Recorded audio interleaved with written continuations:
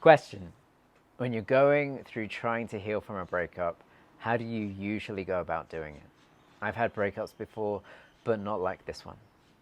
Well, the brief answer is 6 steps to moving on from a breakup, from an ex. See, I found that even though they say you're supposed to get better with things the more that you do them, my experience was that I was getting worse with breakups. Each breakup I had was increasingly worse. And after the last one, I decided I had enough. That I was going to figure this thing out. So that one, hopefully I don't have a breakup again. And two, even if I do, it won't break me in the way that this one did. And so what followed was years of studying. And what that's come to is these 6 steps to getting over an ex, to moving on. So 1, that's acknowledging the emotions. 2, understanding the underlying story. 3, expressing gratitude. 4, creating an aspiring identity. 5, then connecting to those linked emotions to that identity. And 6, taking action, taking positive steps to make it a reality. See,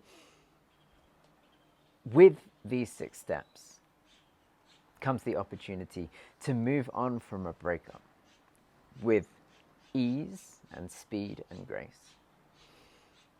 How? Well, step 1 in acknowledging the emotions, it's not distancing ourselves from them. See, emotions are just energy. And when energy is not dealt with, it can get stored in the body. When emotions are not dealt with, they can get stored in the body and create dis-ease.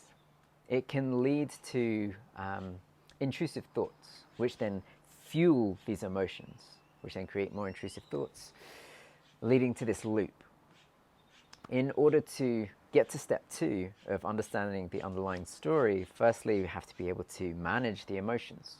It creates the space to then deal with the stories. In step 2, when we begin to really see what's at the heart of the stories that we're telling ourselves that are causing these unwanted emotions, we can get to the root of the issue. Typically, something is trying to be communicated by the mind in getting these stuck in these thought loops, but it's just not getting through. The right door isn't being opened. That's typically because the right questions aren't being asked. This is why it's useful to work with someone. But once the underlying story is understood, in step 3, we can find gratitude for it. It sounds counterintuitive, finding gratitude for the suffering that we've been through, but it's an important step. And it's not just to write it down or to think grateful thoughts, but to actually express it out loud. See, in expressing gratitude out loud, we become the vibration of it. We become a declaration that we're ready to move on. We're ready to move to step 4, which is creating an aspiring identity. Who we want to become now we're no longer in that breakup period. We're no longer in that relationship that wasn't serving us for whatever reason.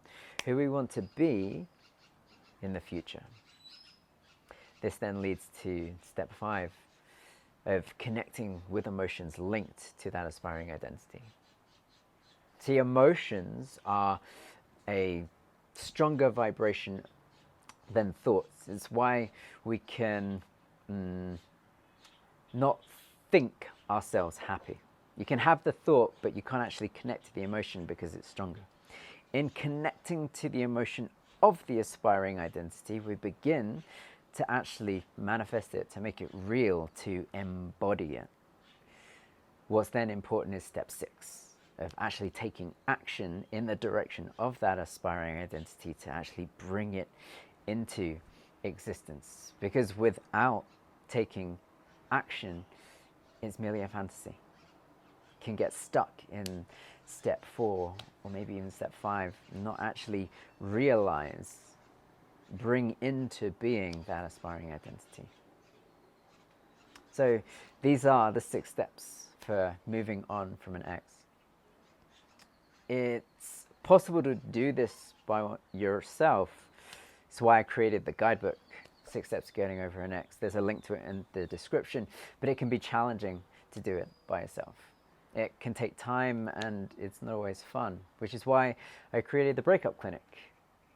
It's a one-to-one call where we can work through that entire process in just a couple of hours. And yes, that is possible. It just requires the right questions being asked to create the right connections in the brain so there's harmony between the unconscious processing mind and the thinking analytical mind.